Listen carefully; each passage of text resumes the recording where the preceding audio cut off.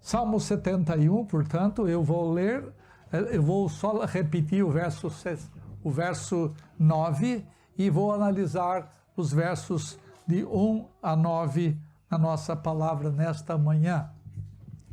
Um pregador famoso, o inglês, que pregou por muitos anos na Inglaterra, chamado Spurgeon, ele disse que nós temos aqui a oração de um crente em sua velhice.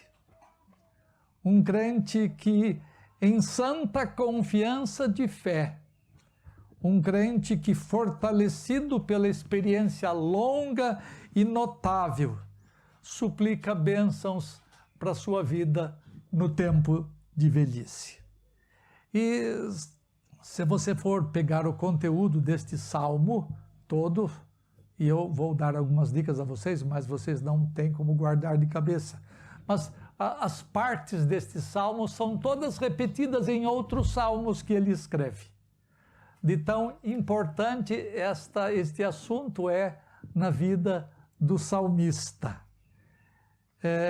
E eu quero trabalhar com algumas verdades sobre este salmo nesta manhã. E a primeira delas tem a ver com a confiança que os cristãos devem ter na velhice.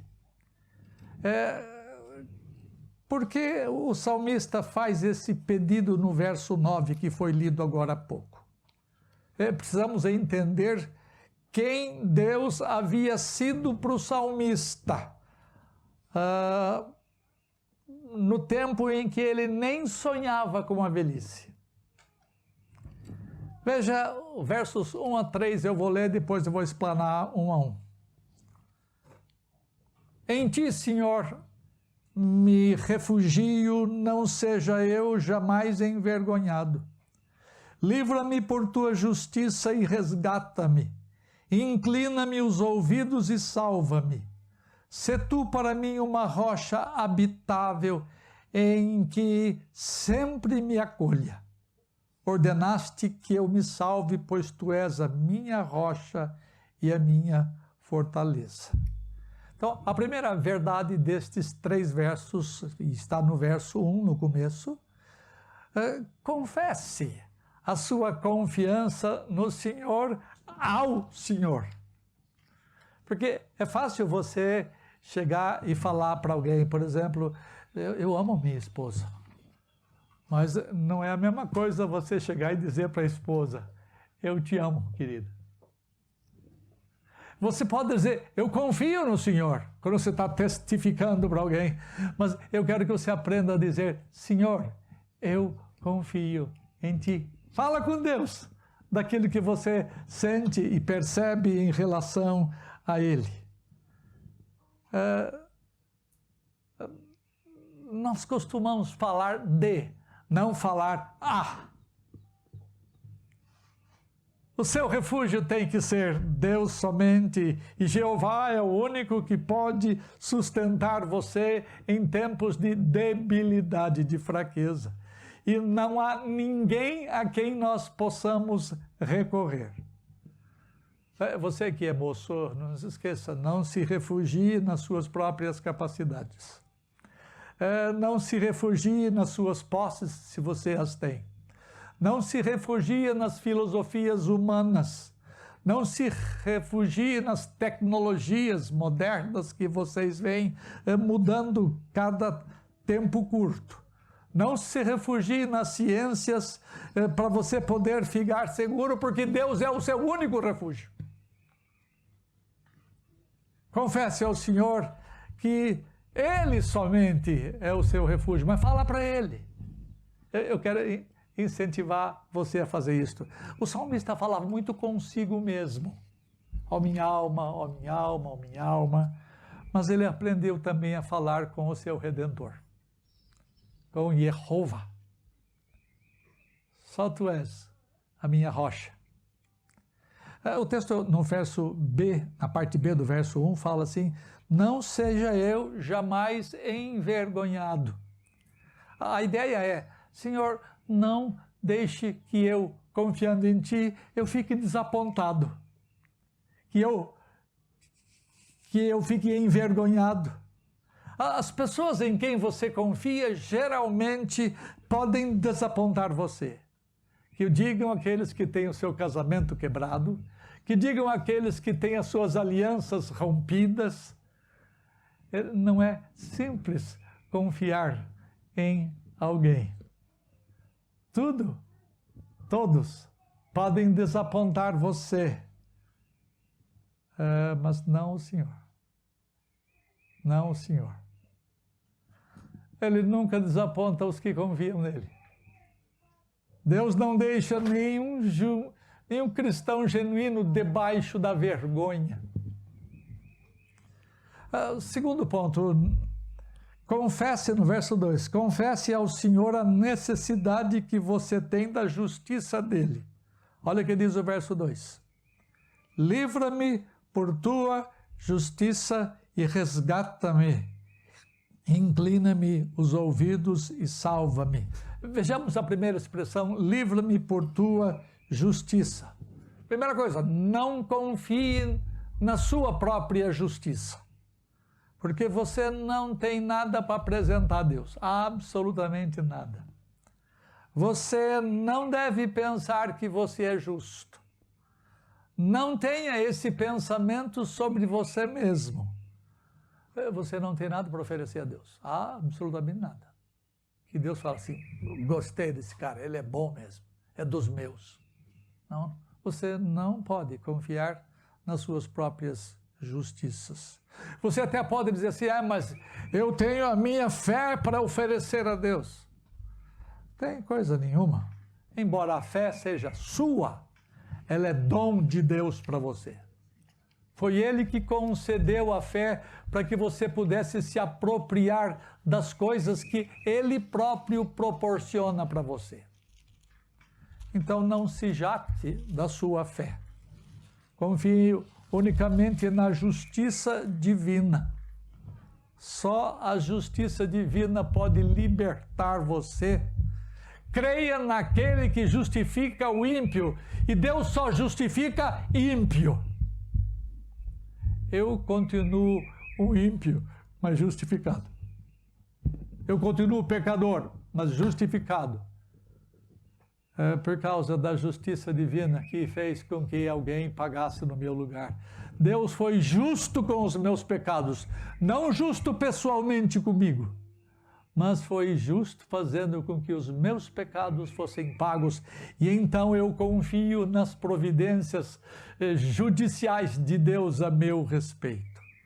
Deus justifica somente a ímpios, não aqueles que se justificam a si mesmos. Lembra que Jesus disse várias vezes, eu não vim para justos, mas eu vim para pecadores. E você é um deles, se Deus justificou você. Ele diz assim, resgata-me.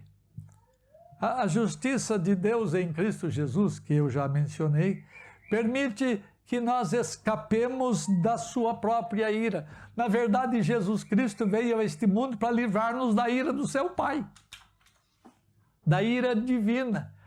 A Bíblia fala de Jesus que nos livra da ira vindoura, ele nos resgata do poder do mal, do poder do pecado, do poder de Satanás, de todos os poderes, de todas as autoridades, de tudo ele nos resgata. Por causa de Jesus. Inclina os ouvidos e salva-me, diz o salmista. Ele está suplicando para que Deus abaixe os ouvidos e ouça o seu clamor. Ele fala isso em vários lugares. O salmista precisava de libertação, de suporte, de refúgio, de força na hora de fraqueza, de cura nas enfermidades, liberdade da fúria dos inimigos. Por isso o seu clamor é, salva-me, resgata-me. Terceira verdade, no verso 3. Confesse ao Senhor a sua carência dele. E eu não estou falando só para você que é velho. Eu estou falando para você que me ouve nesta manhã, aqui e pela internet.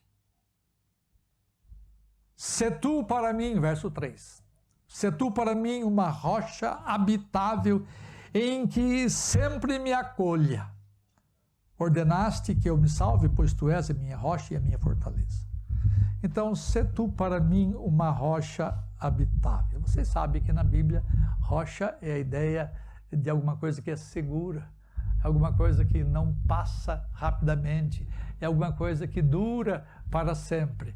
Então, quando ele fala, se a minha rocha habitável, eu quero um buraco na rocha, porque ali eu estou seguro, porque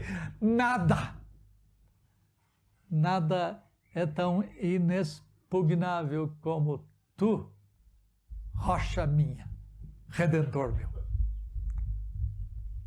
Tudo é passível de mudança, mas humanamente falando, uma rocha é alguma coisa que demora muito mais do que todas as outras coisas. Tudo se altera neste mundo. Você pode, entretanto, ter segurança somente na rocha habitável que é o Senhor. Porque Deus é ontem e hoje e sempre será o mesmo. Dá para confiar nele. Eu não confio muito nos homens, não. Especialmente quando diz respeito às coisas espirituais. Não confia neles, porque maldito é o homem que confia no homem. Agora, por favor, confia na sua esposa, confia no seu... E peça a graça de Deus para Deus dar suporte a ela e a você, para que você não tropece naquilo que você condena. Somente Deus é o mesmo. Nada pode fazer você sentir-se seguro. É uma rocha duradoura em que você pode abrigar-se seguramente por toda a vida. Tu és a minha rocha e a minha fortaleza. Ele repete isto no mesmo verso. Um homem fraco, envelhecido, mas que tem para onde correr. Que tem um lugar seguro, que tem uma habitação forte e indestrutível. Ele repousa numa fortaleza inexpugnável. Quando estamos sob a proteção divina, ninguém mete a mão em nós. Segunda grande verdade. A primeira, eu tratei desses pedidos que o salmista faz, não é? Eu tratei das necessidades dele, da sua confissão. Eu tratei da confiança que os cristãos devem ter em Deus na velhice. Mas velho tem medo. E veja onde está o medo do velho. Livra-me, Deus meu, das mãos do ímpio, das garras do homem injusto e cruel. Duas maneiras de dizer a mesma coisa, é um paralelismo hebraico. A fonte da miséria do salmista aqui é revelada nesse salmo.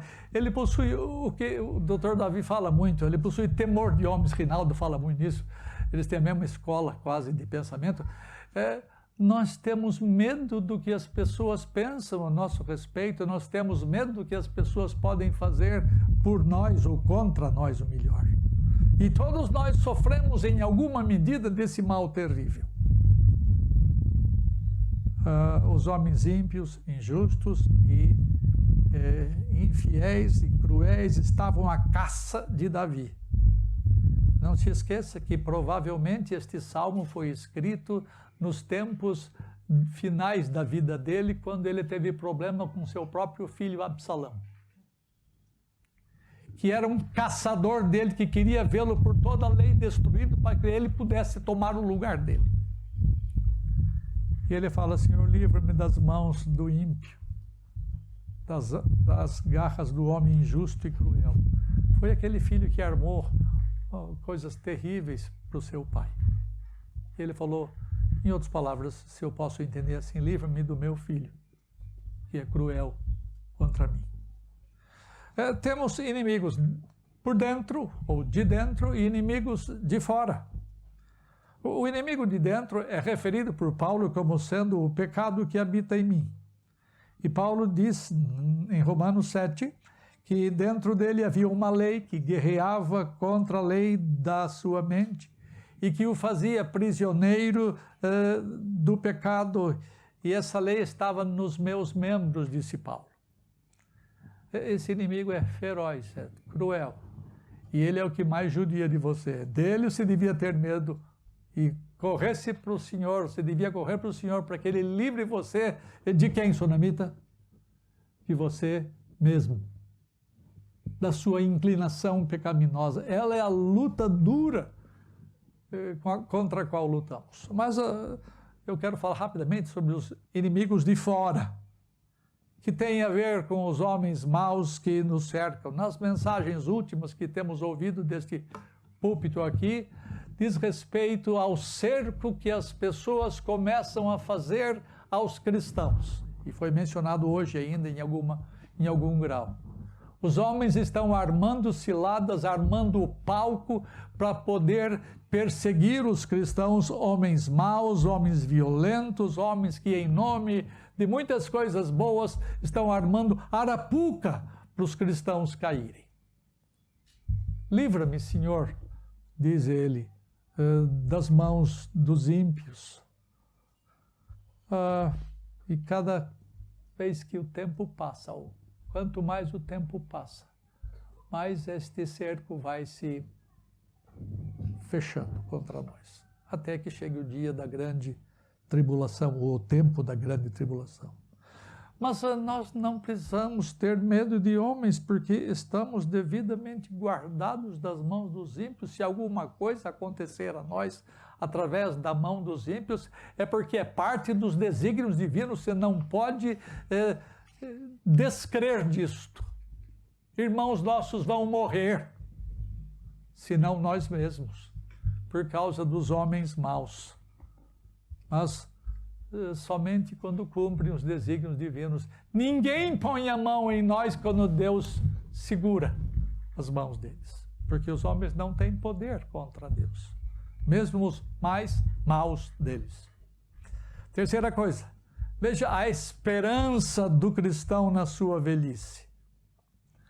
Diz o verso 5, pois tu és a minha esperança, Senhor Deus, a minha confiança desde a minha mocidade. O salmista confessa uma esperança antiga que ele possuía, e Deus havia sido a esperança dele desde que ele era moço. Lembra? Ele está falando como velho. Para ele, Jeová era a esperança do seu povo e a esperança pessoal dele. E Deus nunca havia falhado. Lembra? Esperança e confiança são irmãos siameses. Eles não podem vir separados. Não pode haver esperança se não houver confiança. Portanto, a esperança do salmista era justificada e tinha a fé como base dessa esperança. O salmista conhecia muito bem ao seu Senhor porque ele desenvolveu alguns hábitos muito preciosos no decorrer do tempo.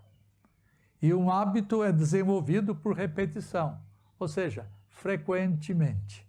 Você não cria um hábito num só dia. Leva tempo. Se você quiser aprender a louvar a Deus em sua velhice, você tem que começar a fazer agora. Senão você vai se revoltar com Ele quando Ele deixar você sofrer. Você precisa criar esse hábito agora. Então, alguns pontos nesse ponto sobre a esperança do cristão em sua velhice. Primeiro, desenvolva o hábito da esperança no Senhor em sua mocidade, para que você desfrute de Deus na sua velhice. Olha o texto, vou voltar a repetir. Pois tu és a minha esperança, desde a minha mocidade. Há um ditado popular entre nós, eu não sei se tem em outras línguas, mas que a esperança é a última que morre. E é uma verdade indiscutível no meio da nossa sociedade. Todavia, você tem que entender que existe uma grande diferença entre a esperança mundana e a esperança cristã. Ambas as esperanças contêm a ideia de expectativas futuras, mas a base delas é muito diferente. A esperança mundana é a última e que morre porque não possui nenhuma promessa segura. Ela fica embasada no vazio, ela é incerta porque o objeto dela é incerto. Por essa razão, a esperança morre. Porque o próprio ditado diz, é a última que morre. Ela fica por último, mas ela morre. Se você tem algum dinheiro e você coloca na bolsa de valores, esperando que isso possa lhe render uma quantia que você considera razoavelmente justa, todavia, você não pode ter certeza de nada, porque tudo é instável, incerto, tudo é flutuante. Ela não é segura para ninguém. É um jogo que pode dar certo, mas que também pode dar errado. Diferente da esperança mundana, a esperança cristã nunca morre. Não é a última que morre. Nunca morre. Porque o objeto dela está sempre presente diante de nós. O objeto da nossa esperança é Deus. O salmista diz ao Senhor, Tu és a minha esperança. Desde a minha mocidade. Quando um cristão diz que a sua mais doce esperança é estar com Cristo, você pode estar certo que essa esperança vai ser realizada porque ela está baseada numa promessa de Deus. E nós não podemos confiar em nada que não nas promessas de Deus. E essa esperança não é insegura.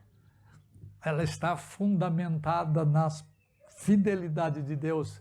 Porque Deus, a gente costumava cantar, Deus é fiel a mim.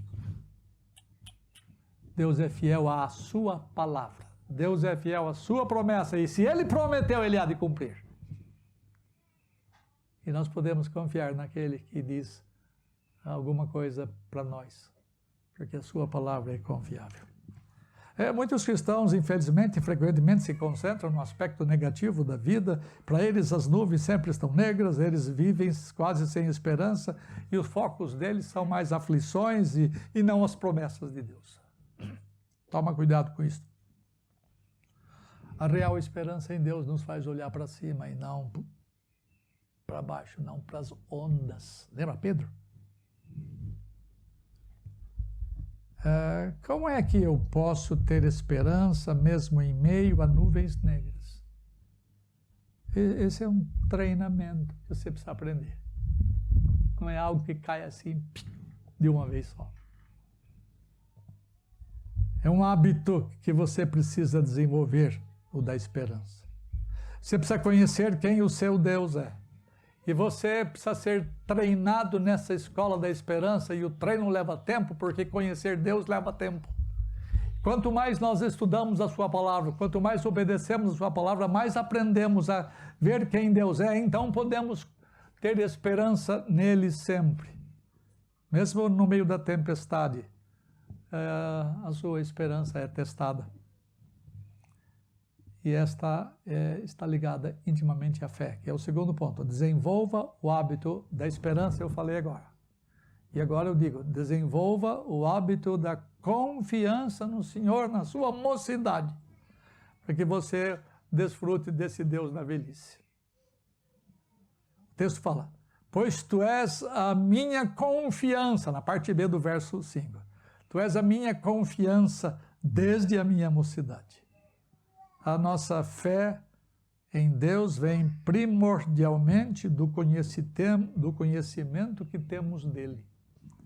Se você não conhece ao Senhor, você não pode confiar nele.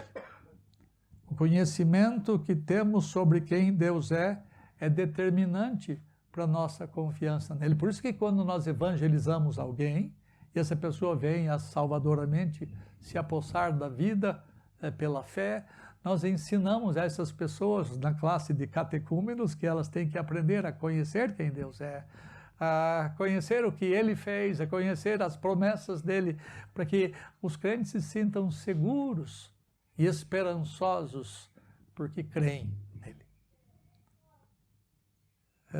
Davi foi treinado na escola da fé. foi treinado a confiar no Senhor desde a sua mocidade, pois ele esteve sempre envolvido em circunstâncias difíceis na sua vida, que sem Deus ele não podia escapar. Sem a confiança em Deus, ele pereceria. E muitos homens procuraram tirar-lhe a vida, mas ele aprendeu a fazer,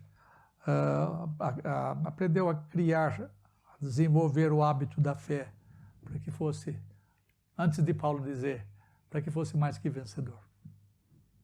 Quarta verdade do texto. As memórias do cristão na sua velhice. O salmista falou da mocidade, mas ele vai no baú bem lá no fundão e ele fala de memórias que o ajudavam a enfrentar a vida presente e diziam respeito a alguma coisa que estava bem mais longe do que a mocidade. Verso 6, olha o que diz. Em ti me tenho apoiado desde o meu nascimento. Do ventre materno tu me tiraste, e tu és motivo de meus louvores constantemente. Então, a razão pela qual o salmista era bem-aventurado, era feliz, tem a ver com o modo como ele viveu nos dias da sua infância e nos dias da sua mocidade. Primeira lição deste ponto. Por suas memórias, reconheça que Deus tem sido o seu arrimo desde o seu nascimento. Em ti tenho me apoiado. A ideia de arrimo é a ideia de suporte. Na nossa linguagem comum, fulano é arrimo de família. Isto é, ele é o suporte da família, não tem mais ninguém que traga sustento, ele é o que dá suporte à sua família. E ele foi capaz de rememorar desde a sua tenra infância as coisas que Deus fazia na sua família, desde que ele havia saído da madre. E Davi reconheceu que Deus o havia sustentado e preservado desde que ele se sentiu gente. E antes de termos consciência de alguma coisa, Deus conhece e satisfaz todas as nossas necessidades. E ele aprendeu que isto acontecia com a vida dele. A mãe dele e o pai dele devem ter contado das providências divinas e ele reconheceu que desde antes dele nascer, desde quando ele saiu da madre, Deus era o arrimo dele. Deus nos traz à lembrança tempos de infância, quando ele me traz à lembrança tempos de infância, quando papai e mamãe, 6 filhos, se sentavam ao redor da mesa e todos tínhamos o absolutamente necessário para comer e para vestir. Nunca faltou nada, éramos 6. Papai não trabalhava, ficou anos sem trabalhar porque foi dispensado já nos anos 50 e depois ele não tinha como arranjar emprego naquela época. E nós sempre tivemos o pão nosso de cada dia. Sempre tivemos a nossa roupinha bem surradinha pelo uso constante por anos, mas Deus era o nosso arrimo, Deus era o nosso sustento. Então, eu cresci, e eu posso testificar isso com muita alegria. Eu cresci com a consciência muito clara que Deus foi o arrimo de nossa família desde que eu era bem pequenino. E se eu disser o contrário, eu estarei mentindo, sendo injusto com o Senhor, que tem sido lá em casa o nosso refúgio e fortaleza, isso até hoje. E vai ser assim com a minha família, com a família daqueles que confiam nele, que confiam nas suas promessas. Porque Deus não desaponta. Segunda coisa, por suas memórias reconheça que não somente Deus é o seu arrimo, mas que Deus tem sido o motivo dos seus louvores desde o ventre materno. Esse que o texto fala. Do ventre materno me tiraste, e tu és o motivo para os meus louvores constantemente. A vida é um dom de Deus, e Ele nos gera no ventre da mãe, Ele nos faz nascer do ventre. E Davi sempre entendeu o cuidado que Deus tem com os seus escolhidos, homens e mulheres santos de Deus, nunca se esquece de que Deus é o motivo constante dos louvores deles. Quem é crente tem isto por verdade inquestionável. E você não tem motivo nenhum, mesmo quando a dor bate à sua porta, mesmo quando a enfermidade bate à sua porta, você não tem motivo para parar os seus louvores. Constantemente. Porque a bondade de Deus é continuada mesmo nas horas de aflição. Você tem consolo dele, você tem o conforto dele, você tem o socorro dele. Lembra daquele hino que a gente quase não canta mais? Que diz assim: nunca, meu mestre, cessarão. É isso mesmo? Nunca meus lábios cessarão de bendizer-te. Nunca. O salmista foi, o compositor dessa música foi muito feliz. E nós também deveríamos ter essa música sempre alentando o nosso coração, mesmo em horas de aflição. Por isso, Davi tinha esperança e confiança em Deus desde a sua mocidade. E não é sem razão que Davi fala constantemente nos seus salmos sobre ações de graças. Ele fala muito constantemente. Louvores fizeram parte da vida do salmista até o final dele neste mundo. Ele nunca parou de louvar ao Senhor. E até hoje nós nos deliciamos nos cânticos de louvor dele. Nós citamos e nós pregamos sobre eles e nós falamos deles o tempo todo. Terceira coisa.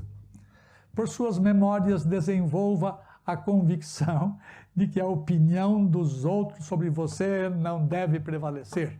Olha o verso 7. Para muitos, disse Davi, para muitos eu sou como um portento, eu sou o cara, mas tu és o meu refúgio. Quando as pessoas veem você sendo uma pessoa abençoada, geralmente elas começam a nos enaltecer. Olha, você é um cara muito gente boa. Você é uma pessoa muito abençoada de Deus porque você é assim, porque você é assado, porque você é daquela maneira. E as pessoas que têm a vida, que faz com que a vida funcione à base de méritos, sempre faz isso. Você recebe porque você merece. E você é um cara bom. Os elogios dos outros geralmente fazem com que o nosso coração comece a pensar bem de nós mesmos.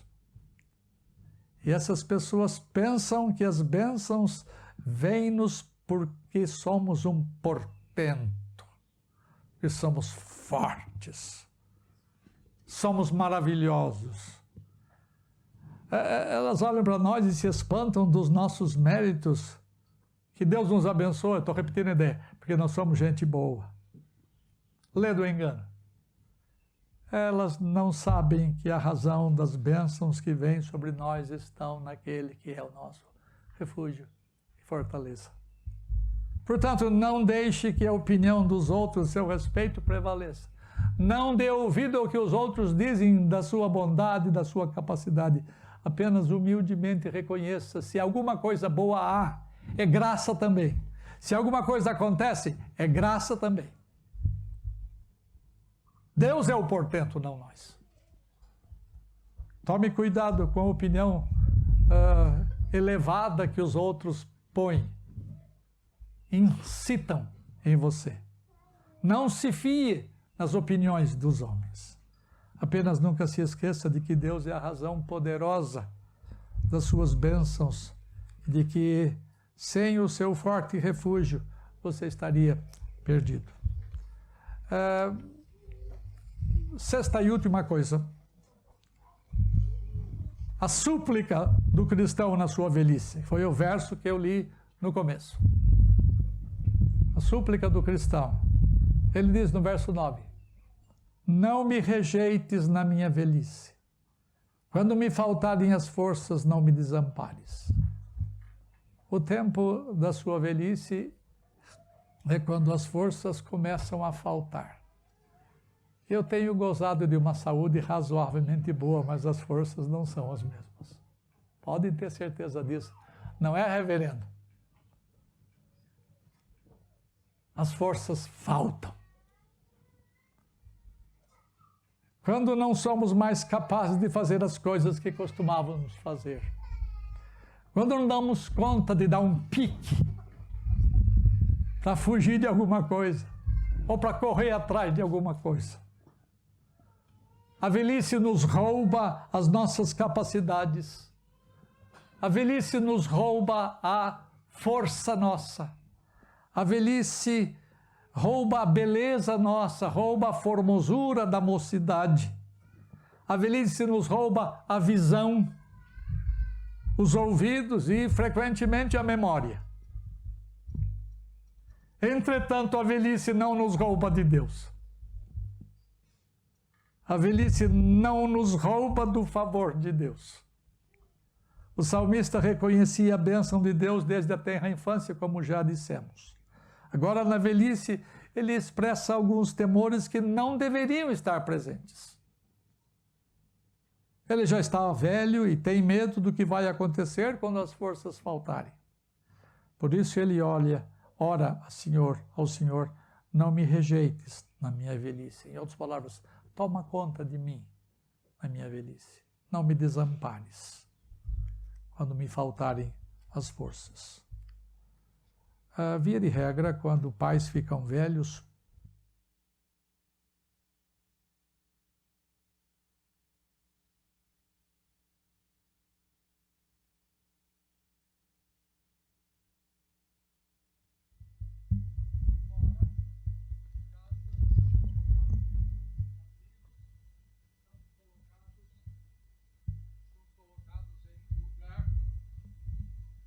que não podem ter governo próprio, porque eles são cuidados profissionalmente, às vezes bem, às vezes muito mal, por pessoas que só fazem o serviço profissionalmente. Eles não têm amor para dar, eles não têm cuidado especial que filhos deveriam ter e que frequentemente não têm. E essas pessoas crescem sem afeição, e nós já visitamos, tanto no Brasil quanto nos Estados Unidos, pessoas que estão lá até em lugares confortáveis, mas pessoas deixadas de lado pelos seus queridos. Mas as coisas não são assim, ou não devem ser assim no reino de Deus. Graças ao Rei dos Reis, nós podemos apelar para Ele quando esses temores da velhice aparecem. E você tem que fortalecer a sua convicção de que Deus vai cuidar de você, mesmo quando você ficar fraco, e certamente você vai ficar fraco.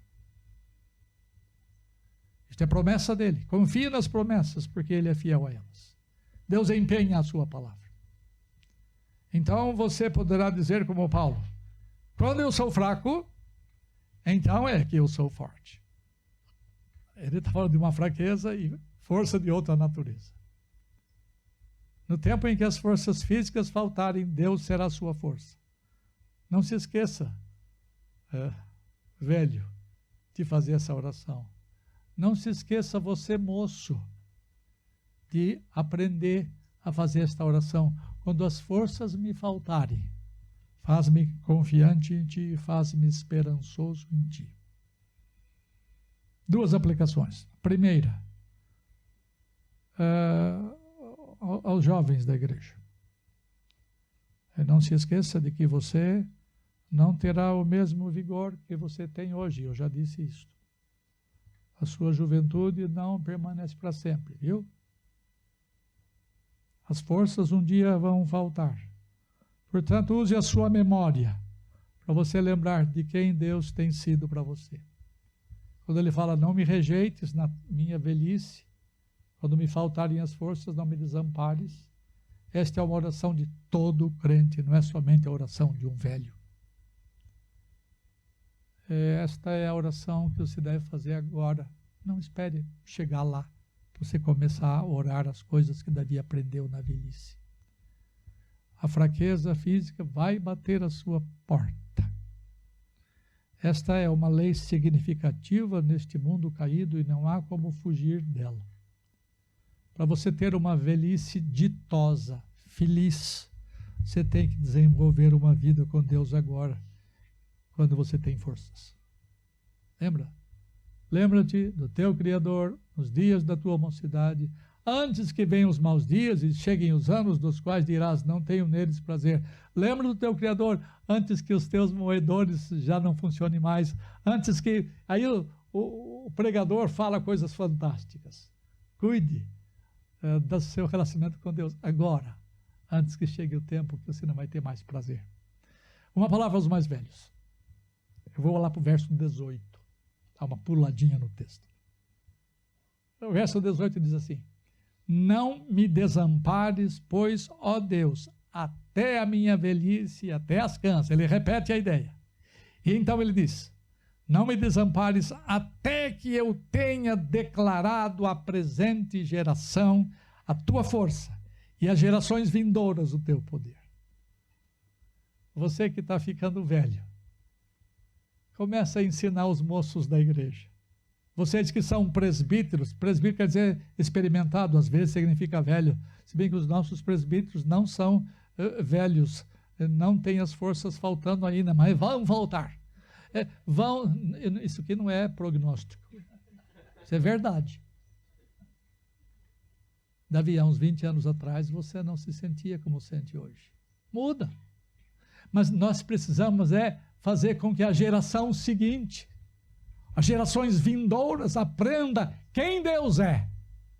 Aprenda sobre a confiança em Deus, sobre a esperança em Deus, por causa da ação preservadora, alentadora, confortadora de Deus em nós.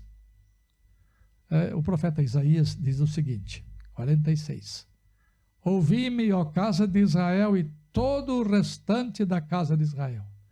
Vós a quem desde o nascimento carrego e levo nos braços desde o ventre materno. Até a vossa velhice eu serei o mesmo. E ainda até as cãs eu vos carregarei.